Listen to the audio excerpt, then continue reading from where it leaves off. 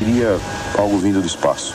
E qual era a reprodução que identifica isso? Nas cavernas, são desenhos feitos em formas de discos, seres, mostrando elmos pintados, inclusive. Isso aí está bem diferente do que os cientistas estimaram como um padrão de pintura da época. O padrão de pintura se restringe a animais, caçadas, ou através de alguns rituais de fertilidade, mas isso aí foge completamente ao padrão. Existem pelo menos uma dúzia desses lugares no mundo, na Austrália, na Europa, na África, né, no norte do Saara, mostrando essas imagens.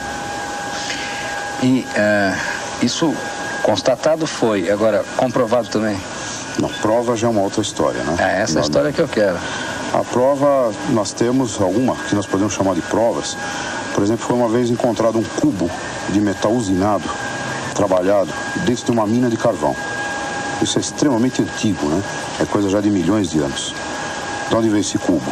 A natureza não fabrica uma coisa com arestas, bem feitinho. O carvão, logicamente, é uma consequência da degeneração de florestas antigas. Então, isso estava dentro de um ambiente de uma floresta normal. Todo esse ambiente sofreu uma deformação, né, geológica, formou esses estratos, que mais tarde seriam minas, né, de carvão, mas o cubo ficou lá intacto. Existem outros objetos também, além desse. Exemplo? Existe uma caverna, por exemplo, no norte da Itália, com uma parede totalmente redonda. Ela não é uma coisa natural, ela foi totalmente esculpida. E isso está sendo guardado até hoje, estudado, né, que não se chegou a nenhuma conclusão sobre isso. São vestígios insólitos que vêm para nós do passado, que a natureza não poderia ter fabricado, e nem tampouco os homens que haviam naquela época, pelo menos os que nós chamamos de terrestres, né, não poderiam ter feito isso. Isso há 1 milhão de anos atrás? Uhum. Essa é a sua referência? Exato. Agora, 1 milhão e pouco, né? 1 milhão e 500, mais ou menos. Vamos chegar mais próximo um pouco daqui, né? Pois não. Que outro tipo de vestígio, um pouco mais dentro de um regime de atuação, vamos chamar de moderna, pronto? Eu estudei muito e durante muito tempo a civilização pré-colombiana, dos maias e dos astecas. Por exemplo, esta figura que você tem... Que você tem? Na mão, né? Essa aqui é a pedra solar asteca. É uma maravilha... Segura ela paradinho assim. É uma maravilha de arte e, ao mesmo tempo, é um complexo de simbolismo astronômico. Tudo isso aqui são referências ao sistema solar, aos planetas. Não dá tempo de explicar aqui. Mas o que nos interessa aqui é esta caixinha aqui em cima, que tem uma data. Essa data é 1479 depois de Cristo, ou seja... Por que você diz que esse simbolismo aqui significa 1479? Pois não. Isso aí tem 13 bolinhas aqui dentro de uma erva que eles chamam de caniço. Então isso aqui é o hieroglifo 13 caniço, que, convertendo para o calendário cristão, é o ano de 1479, agora, depois de Cristo. Depois de Cristo. Muito bem, este ano está amarrado com ciclos de 52 anos, em que havia registros por parte deles nas crônicas dos astecas e dos maias de aparições de seres celestes. Eles apontavam até para Vênus, não vamos dizer que vem de Vênus, mas Vênus seria uma referência cósmica, e eles esperavam a volta desses seres a cada ciclo desses. Esse ciclo leva 52 anos dentro desse número de calendário. Mas acontece que a data esperada para este evento era sempre um múltiplo disto. Ou seja, eram 10 vezes 52 ou 520 anos. Consequentemente, hoje nós estaríamos dentro de um múltiplo o quê? Que parou de acontecer aparecimentos de discos. Não, né? Curiosamente, não é aí que está o ponto. Numa época em que eles esperavam esse retorno, e que se eles estivessem vivos, né, essa civilização, de uma certa forma, se extinguiu. Só ficou os registros escritos dela, como esse, por exemplo. A volta esperada deles seria 1947, para ser exato, junho de 47, no solstício do verão no hemisfério norte. E aí, o que aconteceu em junho de 47? Pois não, foi a primeira aparição mundial, a nível mundial, que se tomou notícia de discos voadores. Foi quando Kenneth Arnold, um piloto civil americano, viu nas montanhas Rainier, lá no estado de Washington, no extremo noroeste dos Estados Unidos, 9 objetos voando no espaço. Tem registro disso? Tem, isso é bastante comum. Aliás, esse é um caso clássico na ufologia, né? Foi esse caso que inaugurou a ufologia no mundo. Não que eles não existissem antes, mas nós passamos a saber que não estávamos mais sozinhos a partir dessa data, 24 de junho de 1947. Muito parecido com a data que eles esperavam isso, e foi nas Américas, né? Eu quero saber, voltando ao histórico, né? Chegando mais perto, você veio para a civilização asteca e inca, né? Mais recentemente. Bem, nós temos vários registros, né, desses casos, como aconteceu na Europa, na Idade Média, na Suíça. Os céus da Suíça ficaram saturados em 1416, se não me engano. Os céus ficaram saturados de objetos estranhos, formas esféricas e discoidais. Isso foi registrado em pinturas da época, né, como também... Em quanto? 1416 aproximadamente. Próximo da Renascença, né? Isso foi um período histórico que está fora dessa nossa época, a famosa época dos exploradores, mas que relatam casos estranhos.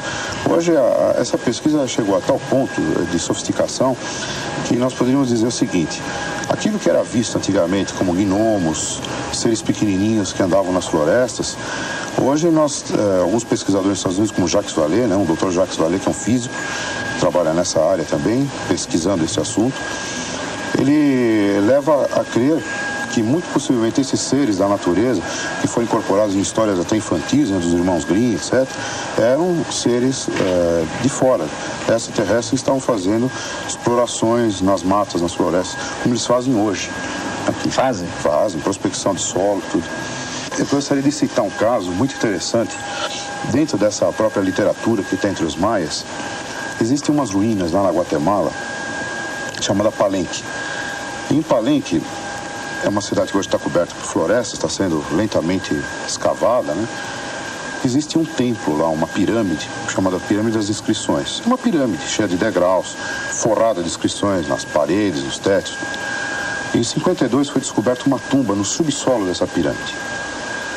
Acontece que o ser que estava lá dentro fugia completamente ao padrão do maia típico.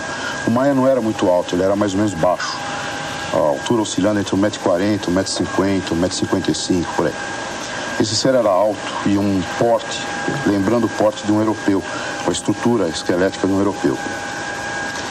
Aquilo realmente era uma tumba, porque a laje, a famosa laje que cobre esse túmulo, que o Erich von Däniken usou na capa do livro dele, Eram os Deuses Astronautas, essa laje foi construída para cobrir aquele túmulo e jamais poderia ter passado por aquelas galerias.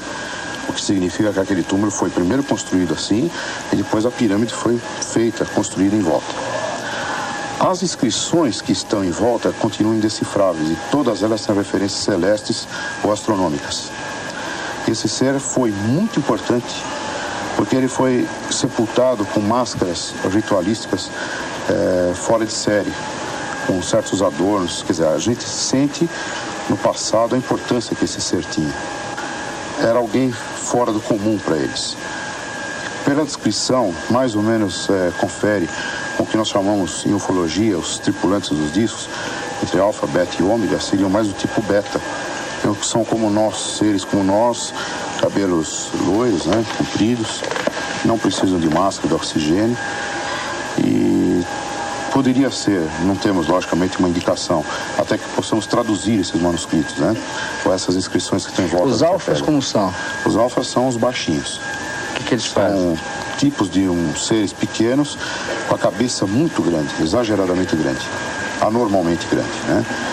Esses são os mais frequentes. Mas isso significa que essa população extraterrestre, ela vem sempre de um mesmo lugar? Porque Não. se os alfas são baixinhos, sempre baixinhos e cabeçudos, todos os alfas, eu suponho que sejam iguais. Mais ou menos podiam ser do mesmo local. Nós também conjecturamos isso no início, mas os alfas variam também em aspecto fisionômico. Alguns têm detalhes que são bastante diferentes dos outros.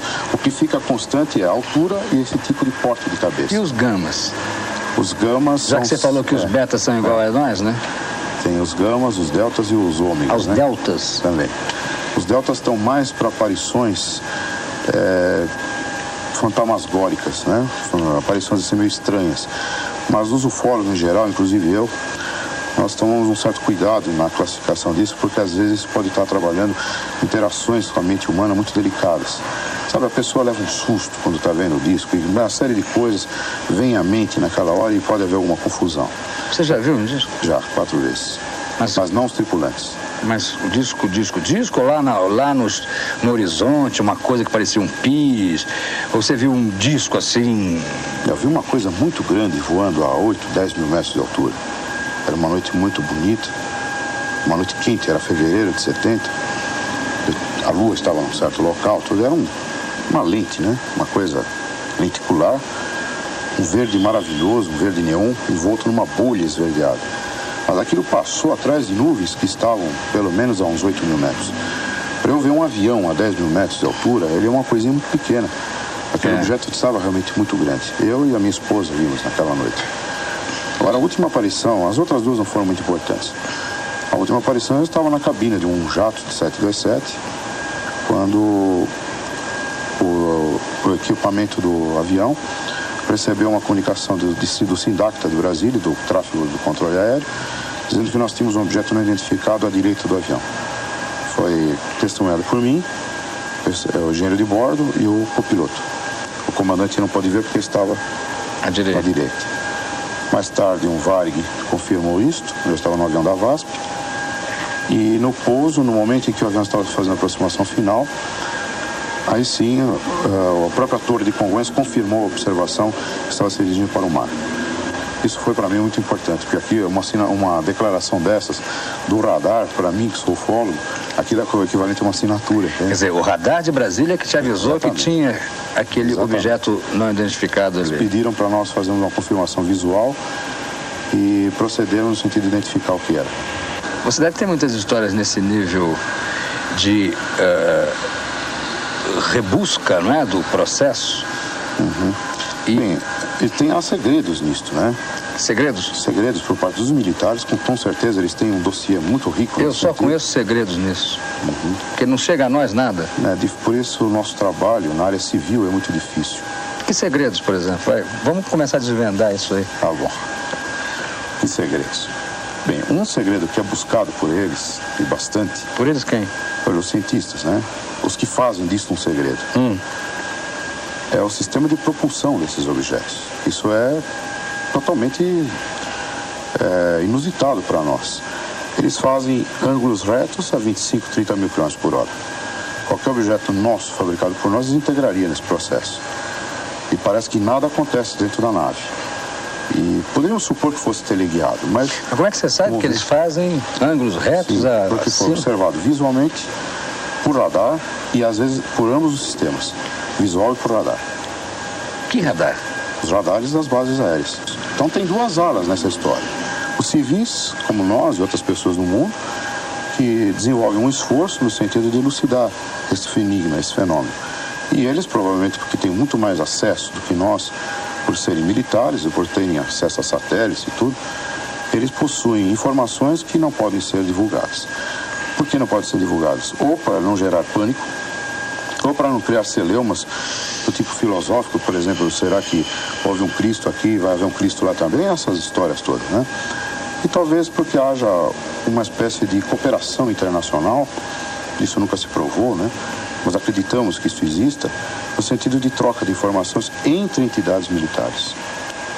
Eu queria um outro exemplo de que a história favorece a verdade em relação, pelo menos indícios, né? Em relação ao aparecimento de discos voadores. Eu não falo objetos não identificados, porque eu prefiro ser mais objetivo, mais direto, sabe? Para mim, disco voador ainda é disco voador. Esse negócio de objeto não identificado pode ser gaivota, balão, papagaio, qualquer coisa. Eu estou falando aqui de disco voador. Seres extraterrestres. Se eu estou cometendo algum pecado... Bom, um indício que chamou muito a atenção da comunidade ufológica mundial foi uma marca de sapato ou de uma bota que esmagou um bichinho que habitava os oceanos há 600 milhões de anos atrás. Como assim uma marca? 600 milhões de anos atrás. Esse bichinho só podia ter existido ou estava no nível de superfície, de tal forma que este pé esmagou esse bicho. Ele estava vivo ainda. Há quanto tempo? 500 milhões de anos atrás. Há 600 milhões de anos atrás, ou seja, 100 mil milhões a mais, né, eles estavam em plena atividade nos oceanos, esses animais. Hoje eles não existem mais. Há 600 milhões de anos atrás, para que eu entenda bem, uma pegada de bota, coisa que é praticamente absurdo, esmagou um tal bichinho. Quer dizer, o indício é que esse bichinho que foi extinto há tanto tempo foi esmagado por uma bota. Os trilobitas. Trilobitas. Uns pequenos... 600 milhões de anos. É muito tempo. É o início da era geológica moderna, né? É. Temos uma cabeça de um animal que viveu há muito tempo atrás, há milhares de anos atrás, uma espécie de um búfalo, né? Muito grande, uma cabeça bastante grande, uma alçada desse animal. Ele tem um furo aqui no crânio, feito por uma arma. Nós sabemos que as armas só existiram depois da invenção da pólvora para cá. Ou mesmo, aquilo não seria arpão, nem flecha, porque a flecha deixaria rachaduras no crânio. Aquilo é um furo provocado por um objeto disparado a alta velocidade. Poderia até ser uma emissão de laser, né? Existem também inscrições interessantes de 4.500 anos de idade no Uzbequistão, é uma região na Europa, próxima da Turquia, que mostra um ser com um elmo, um capacete perfeitamente desenhado por esses seres pré-históricos, né? E um disco voador do lado subindo. Isso foi até mostrado nos trabalhos do Erich von Däniken. Foi graças a ele que nós viemos a saber da existência dessas inscrições, né, rupestres. E se formos também falar de enigmas do passado que estão ligados a uma cultura superior que o homem não poderia ter desenvolvido, pelo menos até onde nós sabemos do que foi o desenvolvimento técnico do homem, por exemplo, as pirâmides do Egito. Até hoje é que é um enigma. Ou as estátuas da Ilha de Páscoa, ninguém sabe como aquilo foi erguido. Quem foi que fez aquilo? Quem é que trouxe aquilo das montanhas? Quais são as técnicas empregadas? Antigravitação, técnicas especiais de corte na pedra, de tal forma que uma pedra encaixa na outra e você não consegue passar uma gilete sequer aqui no meio. Isso está lá até hoje, perfeito, intacto.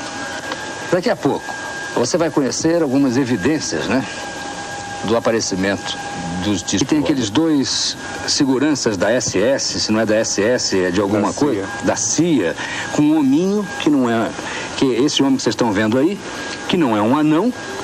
E fala dessa foto para mim. Em 1947, tudo indica, não é uma prova concreta, um caso específico desse caso, ocorreu a queda de um disco voador nos Estados Unidos. Pelo menos todos os dados que os pesquisadores americanos têm verificado levam a concluir que realmente caiu ou foi derrubado pelos americanos por alguma técnica qualquer. Em 48 ocorreu um outro caso, 47 caso Roswell, em 48 caso Socorro, o caso Laredo, e em 50 o caso Socorro. Todos eles no sul dos Estados Unidos, no estado de Novo México. Em 1950, essa fotografia específica, com os dois, provavelmente, agentes da CIA, se o ano ser pequeno, tudo indica que está vinculado com esse caso de Socorro, 1950, no sul dos Estados Unidos. Alguém roubou essa fotografia, provavelmente, dos arquivos. Porque esse serzinho saiu vivo dos escombros. Segundo os dados de pesquisadores americanos, ele estava vivo e ficou pelo menos 2 ou 3 dias vivo, porque ele aparentemente está queimado com a queda do disco que se incendiou. Ele foi queimado parcialmente e veio a morrer posteriormente, 2 ou 3 dias, segundo alguns pesquisadores americanos. Uma coisa muito interessante, que em 1981, um coronel da USAF, hoje já reformado, ele veio a público e resolveu contar sobre o acidente que ele participou no recolhimento dos destroços desses objetos e foi levado para a base aérea do White Paddington, o famoso Hangar 18, que gerou até um filme de ficção. O que é o famoso Hangar 18 seria um pavilhão.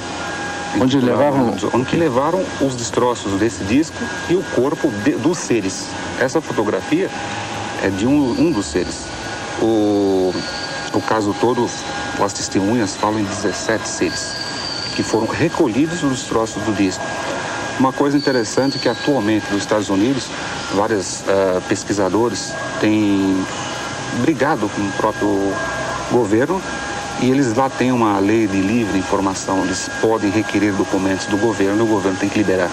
E eles liberaram realmente uma série de documentos. E no meio desses documentos todos, tem várias menções sobre queda de discos. Agora, em relação a provas, realmente, não só dos seres, mas a prova do disco em si, do objeto físico, material, um caso muito conhecido aqui no Brasil, da ufologia, inclusive da ufologia mundial, ocorreu em 1957 em Ubatuba. Um pequeno objeto veio do oceano em direção à praia e de repente explodiu, sem nenhuma razão aparente. Diversos fragmentos caíram ao solo, alguns na praia, outros na água. Pescadores no local recolheram esses fragmentos. Na época entregaram para o Ibrahim Suede. O Ibrahim Suede, consequentemente, mandou para o Rio de Janeiro para um grande pesquisador que hoje já faleceu, Dr. Olavo Fontes, e ele, em posse desses pequenos materiais, fragmentos metálicos, mandou fazer uma análise química no Brasil e nos Estados Unidos também.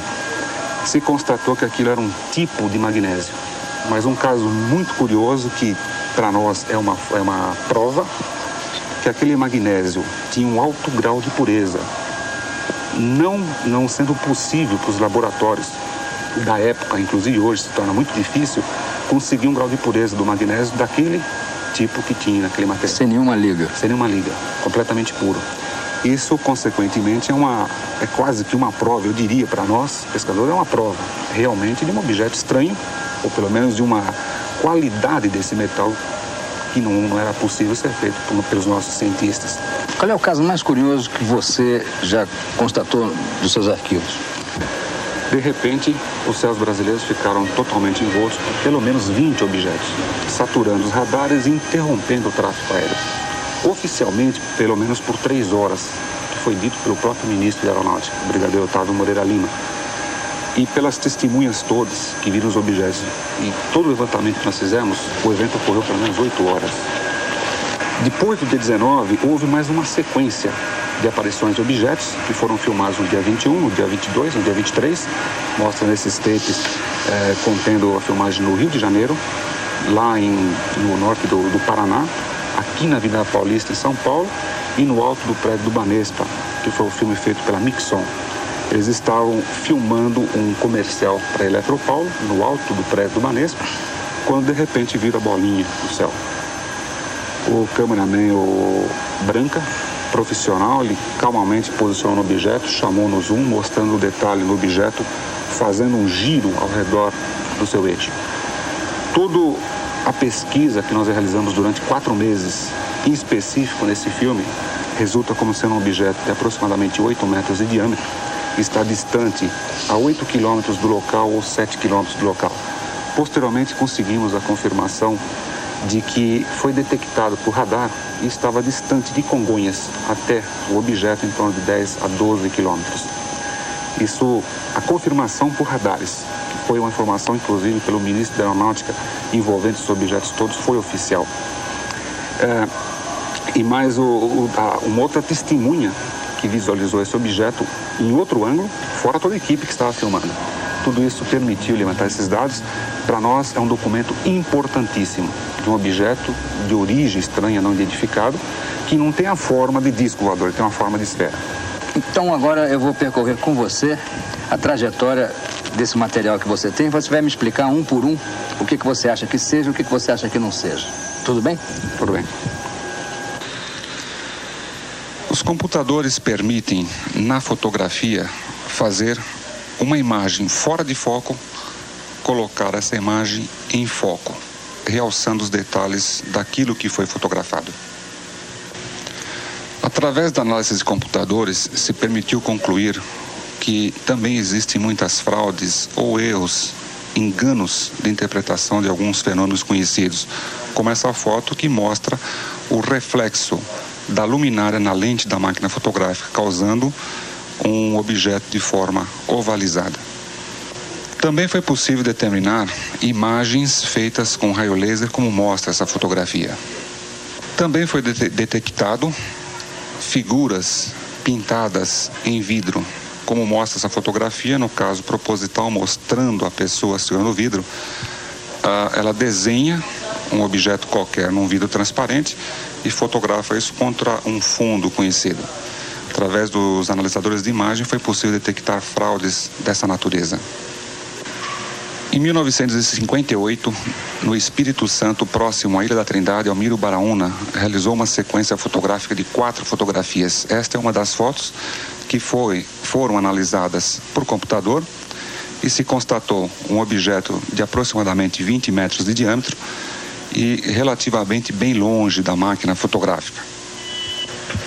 Esse documento fotográfico é muito importante porque foi testemunhado por 50 marinheiros a bordo do navio Almirante Saldanha e, posteriormente, foi liberado com aval do ex-presidente da República, Juscelino Kubitschek. Essa foto foi feita por Júlio Trazi, em 76, próximo ao aeroporto de Congonhas, que mostra uma nave entre as nuvens, e é tipicamente o que nós chamamos de nave-mãe, e tem aproximadamente 300 metros de comprimento. Esta foto também é considerada uma prova da existência dos discos voadores, porque perante várias testemunhas, um objeto de grandes dimensões parou no ar, soltou uma enorme fumaça que lentamente foi envolvendo o objeto e, após alguns segundos, essa nuvem se desfez e o objeto não estava mais lá. Simplesmente ele desapareceu frente aos olhos de todas aquelas testemunhas que estavam presentes do local. Esta foto também foi analisada por computador, realizada em 67 no Canadá, uma sequência de 2 fotografias, um objeto que está aproximadamente 2 quilômetros distante da máquina fotográfica e tem 23 metros de diâmetro. Tem a forma típica discoide e não foi detectado nenhum tipo de fraude através dessas análises. Nesta foto, um documento muito importante mostra um close de um objeto noturno projetando 4 cones de luz sólida na sua parte inferior. Esse termo de luz sólida foi criado pela ufologia em função de não ter nenhuma explicação em relação àquilo que nós conhecemos, porque essa luz tem a capacidade de flutuar objetos, flutuar pessoas e flutuar os próprios seres que pilotam os discos voadores. Um detalhe também muito importante, o disco voador está lá dentro. O que nós vemos na fotografia é apenas o campo ionizante, que protege o disco no seu interior. Em 1952, no Porto Maldonado, no Peru, foi realizada essa foto que mostra um objeto tipicamente de forma charuto, soltando um tipo de gás na sua parte traseira. É muito difícil observar objetos soltando fumaça dessa natureza. Devido a esse evento, essa foto se tornou muito importante na ufologia mundial. Em 1970, essa foto foi realizada em New Jersey, nos Estados Unidos, mostrando também tipicamente a forma discoide. Esta foto foi realizada em 1957 em território americano e mostra também um objeto de forma discoide. Um detalhe muito importante, esse objeto estava próximo a uma base aérea da Força Aérea Norte-Americana. Esta foto foi realizada aqui em São Paulo, na rodovia Castelo Branco, feita por Marcos e Ivana em 1980. Também mostra um objeto soltando uma pequena esteira de fumaça. Esta foto também foi analisada por computador e mostra um objeto a 3 km de distância e 27 metros de diâmetro, também tipicamente discoide. Essa foto também é um documento muito importante, foi analisado por computador, dado como autêntico, mostra um objeto em forma de pera invertida com 4 tentáculos. Esta foto foi realizada em 74 no Havaí e foi praticamente pego de surpresa. O objeto estava passando lá atrás quando o fotógrafo bateu a fotografia das Havaianas. Posteriormente, analisando o filme, se constatou um objeto também de grandes dimensões e a grandes distâncias da máquina. Esta foto foi feita na Suécia, no local denominado Lake Vartin, e mostra um objeto de 15 metros de diâmetro e 1,5 km de distância da máquina fotográfica.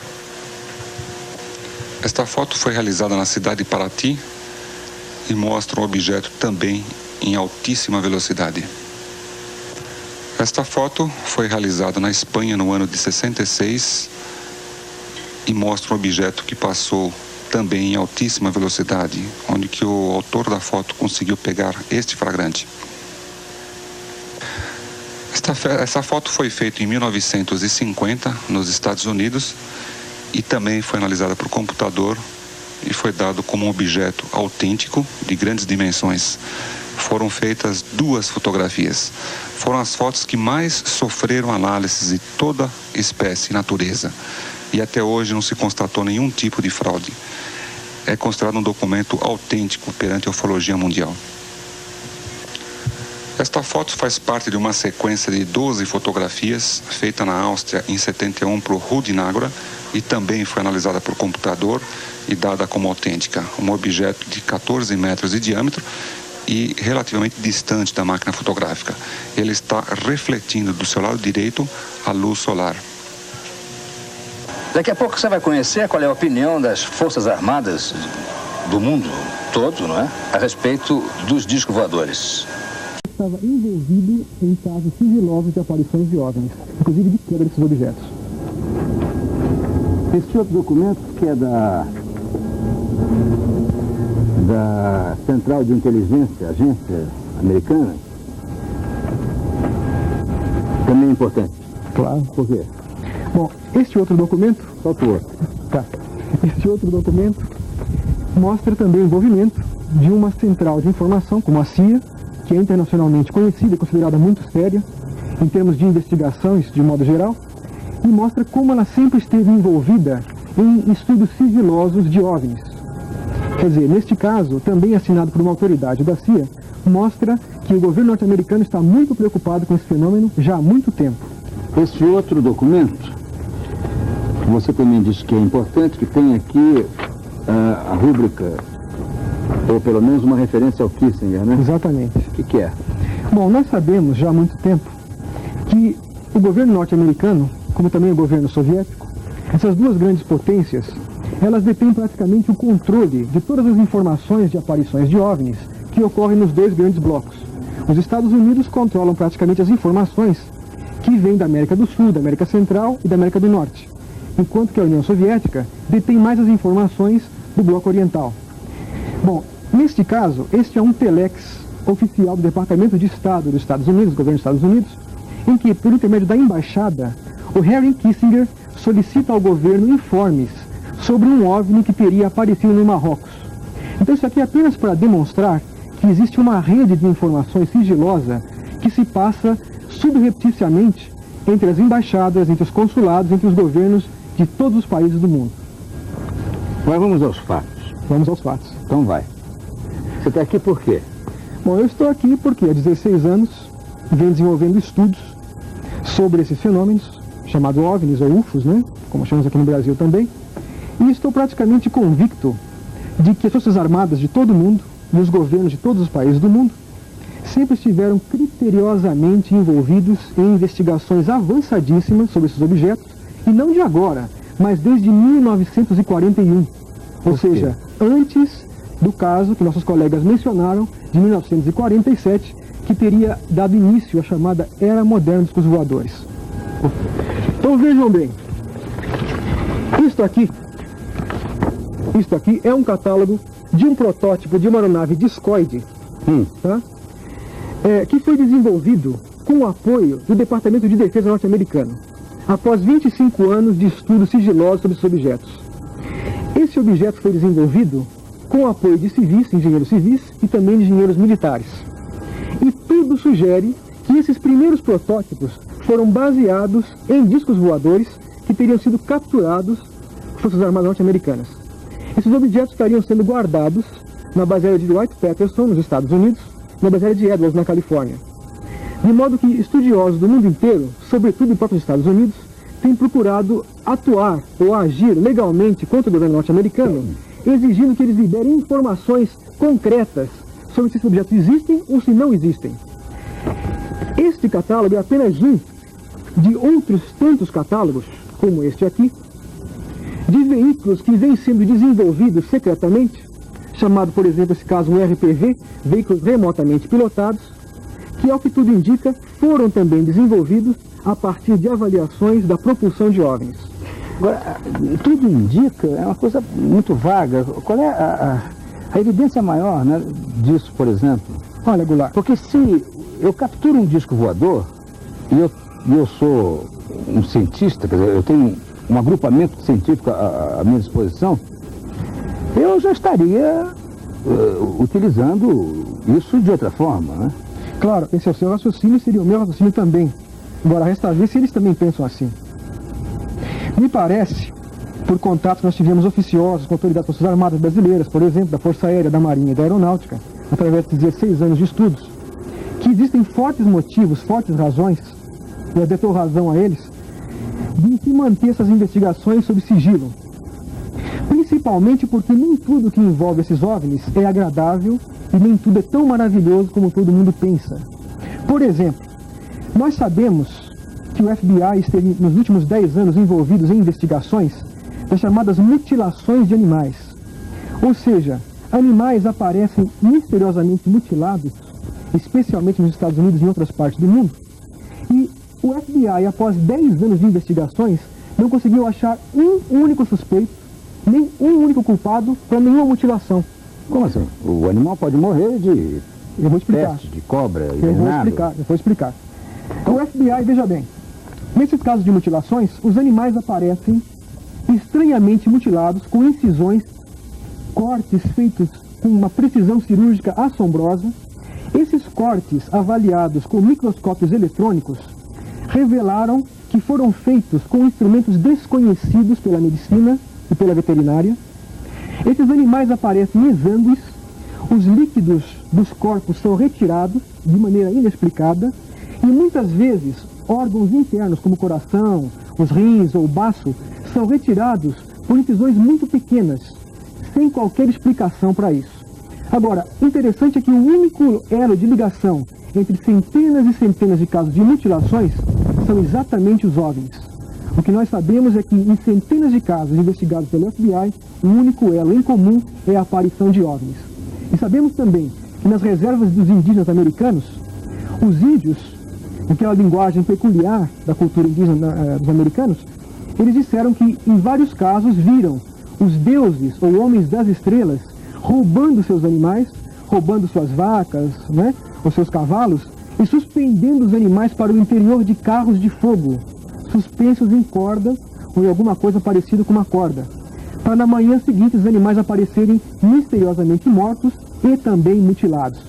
Então esse é apenas um dos aspectos nada agradáveis que aparentemente envolvem os OVNIs, e que talvez seja também um dos motivos pelos quais os militares, com toda a razão, evitam dar um parecer abertamente sobre esses episódios, uma vez que eu tenho absoluta convicção de que eles não apenas têm isso muito bem documentado em seus arquivos, como também outros casos muito mais graves e muito mais sérios, que nem eu devo divulgar e muito menos eles. Como você não deve divulgar? O que se passa é o seguinte, Goulart. Nós sabemos que uma série de coisas, que, por exemplo, o desaparecimento de seres humanos, desaparecimento inexplicado de seres humanos, que Onde? também tem em diversas partes do mundo. Quando? E, puxa, ao longo dos anos, desde que começou a existir a ufologia oficial, em 47, 48, houveram diversos casos documentados de pessoas que, após a aparição de OVNIs, simplesmente desapareceram e nunca mais foram vistas. Agora, para onde foram, ninguém sabe. Qual o destino delas, ninguém sabe. E isso vem sendo minuciosamente investigado por militares do mundo inteiro. Agora, isso é um enigma muito grave e muito séria, de modo que os militares não devem fazer pronunciamentos a esse respeito até que eles tenham uma comprovação e tenham uma certeza concreta do que foi feito com essas pessoas. O que se supõe, pelo menos, até agora, dentro de todos os estudos que foram feitos? Bom, o que se supõe, baseado nos casos de mutilações de animais e também baseado nos casos de desaparecimento de seres humanos, é que existe alguma espécie de criatura alienígena, extraterrestre ou não extraterrestre, talvez uma civilização oculta aqui mesmo na Terra, que estaria fazendo experiências biológicas, experiências genéticas conosco, talvez tendo em vista que o planeta Terra pode estar em vias de uma grande transformação. E é provável que esses seres, ou sejam, isso é uma hipótese muito interessante, até muito bem documentada, sejam antecessores da raça humana e que estejam preocupados com o futuro da nossa espécie. De modo que esses estudos que esses seres poderiam estar fazendo seriam preparos biológicos, genéticos, para uma raça futura que viria a sobreviver a um eventual cataclismo que, segundo muitos estudiosos, estaria iminente para esta humanidade.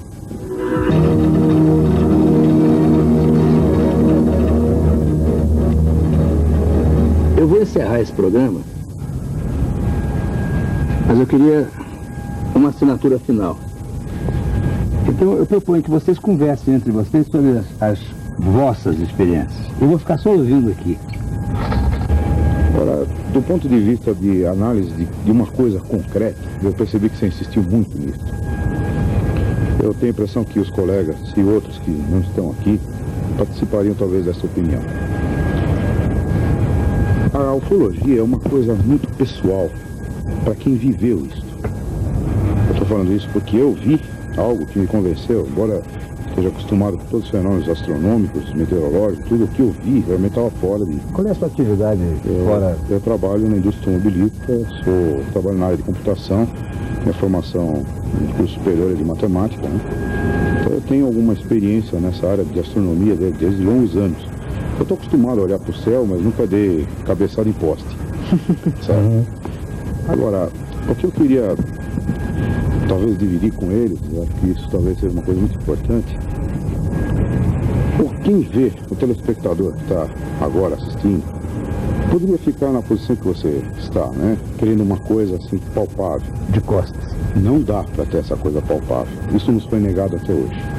O que nós temos é filmes, fotos e testemunho de pessoas acima de qualquer suspeita, como pilotos de aviação, militares, etc. Inclusive, essas pessoas foram submetidas a uma série de testes, de ensaios, inclusive hipnose, com regressão mental, e se conclui realmente que eles passaram por experiências realmente estranhas. Isso tudo são provas do fenômeno em si. Fala de um caso. Deixa eu citar um caso. O caso. Famoso caso de Barney Beth Hill, que em 1961 estava voltando de uma viagem de férias, lá próximo de Nova York, New Jersey, etc. Naquela área. Eles foram acompanhados por um objeto, viram esse objeto descer, e depois, daí para frente, a coisa parece que não tinha tido sequência, olharam para o relógio e perceberam que faltava 2 horas na vida deles, que eles não conseguiram registrar. A coisa parou aí. Foram procurar um especialista, o Dr. Benjamin Steinman, um psicólogo, e esse homem, com muita habilidade, conseguiu trabalhar com eles a nível de hipnose, e entre outras coisas, para encurtar o assunto, os dois estiveram dentro da nave, no solo, não viajaram com isso. E lá dentro foram submetidos a uma série de exames, de testes e tudo.